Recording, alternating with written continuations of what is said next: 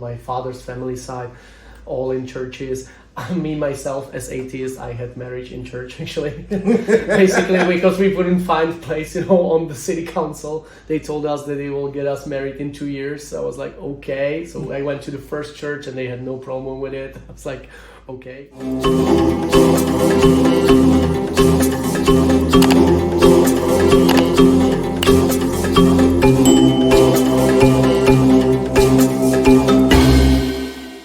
So guys, we're here with Jakub with Hello. tour company here from Prague. What is the name of this company? It's actually One Prague Tour. One Prague Tour. And I know that this is also a hostel. It is a hostel actually. It's our friend hostel, tourist information center. So for us, it's a nice shelter. We are working with them here for 10 years already. So we are guiding. We started at the university. Now we have travel agency. We are doing all the tours here, like walking tours, castle tours, underground, Prague boats, then Segway tours, e-scooter tours. Like we had to diversify it a little bit, and now we just did together one of our walking tours with beer tasting and food tasting. So that was nice. It was a very nice tour. Instead of just doing the main tourist attraction, he actually takes you around to different things that you may not be aware of. So if you Google some of the main things, that's not what he's going to do, because you can easily walk around and see those things. So if you want to understand the city a little bit more, basically that's where he comes in. Yeah. So I strongly recommend it. So what are the main things that you want people to know about Prague? Prague, this is actually why we started this also, because Prague is pretty touristy. It's one of the most beautiful cities in the world, I always said so. And now actually we are the most beautiful city, someone told us.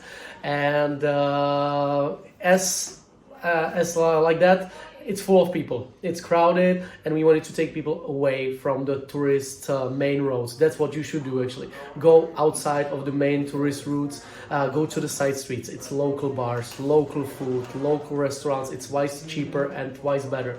That's where locals go, because honestly, Prague can be kind of full, and you want to see the local life, and it's cheap and it's safe. It's safe. We are one of the safest capitals in the world, I think. It's a lot of bars, local life, but you should try that. So don't. There are some ripoffs, of course. We are capital. We are capital. So never take taxi on the street. They will rip you off. Yeah, you can use Uber. You can use Bolt. There are like 2 applications. You know how much you pay in advance. Never exchange money on the street, but that's, I think, everywhere around the world. That's right. So only exchange points or banks, and otherwise it's all good. And then it's up to you how you enjoy it or not. We can save you some money. We can tell you where to go and everything, but the rest is up to you. That's you. And as far as neighborhoods, where is the best place to stay and why? For someone who's never been here, new or traveling, doesn't know anything. In Prague city center, we have 2 main parts. One is the castle side, which we call Lesser Town, or in Czech language, it's Malá Strana, which is Lesser Town. And the other side is Old Town. Old Town for us, it's kind of Disneyland. It's a little bit more expensive, so we like this castle side a little bit more. This is where I would stay, but it pretty much doesn't matter. Even in the Old Town, you have nice places where to go, but there you have to be more aware where to go, where not to go. This side, it's more local. It's more like locals living here, hanging out. In the evening, all the tourists, they go to the Old Town because it's bigger nightlife. For us, it's the opposite. We go to this Lesser Town, because there are nice local pubs and local people living. So it doesn't matter pretty much. Yeah. Now, during the tour, you mentioned that Prague, the Czech people in general are atheists. Yeah. Can you tell us more about this? Because walking around here, you see a lot of churches. So it's a little bit of an irony. It's one of the biggest paradoxes here. We have hundreds of churches. We saw maybe, 10, 12 churches today, but we have 80% of atheists. It comes from the past. Already in 15th century we were Protestants. There was one big Czech guy, Jan Hus. You will hear about him.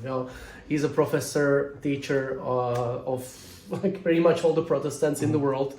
And from that time, we started to be kind of against the Catholic Church. Then we fell under Austrian-Hungarian Empire. Then we went through Nazis, communists who closed the churches, didn't let you go to churches, sold them for other purpose. So you can see a restaurant in a church, you can see a hotel in a church. And nowadays, simply it's been too long, under oppression. So now we are more atheists. People still believe in God. My father's family, they believe they are Christians, but they are from the countryside. The countryside basically believes more. Here in Prague, we have really like 80-90% of atheists. Wow. Also on Saturdays, Sundays, there are masses, but there are few people going there. Going in there. Wow, Yep. interesting. So do most people here get married? Or They not? do. So there's no, I guess it's just a civil marriage. They don't go to church and do the formal wedding. It's mainly, it's like majority is doing civil marriage, but I have friends also who had weddings in churches. My family, my father's family side, all in churches. Me myself as atheist, I had marriage in church actually. Basically because we couldn't find place, on the city council. They told us that they will get us married in 2 years. So I was like, okay. So I went to the first church and they had no problem with it. I was like, okay, why not? 2 years to get married. Yeah. Why? It was I don't know, like too many people wanted to get married. Wow. So I had actually a wedding in a church. Although I am atheist, I'm baptized because my father wanted me to be baptized. So maybe they let me because of that. Wow. But it's like that. That is funny. That is so funny. Wow. So most people are atheists, and then the rest of them are mostly Catholics or Protestants. It's like we don't say that nowadays. We are more like Christians.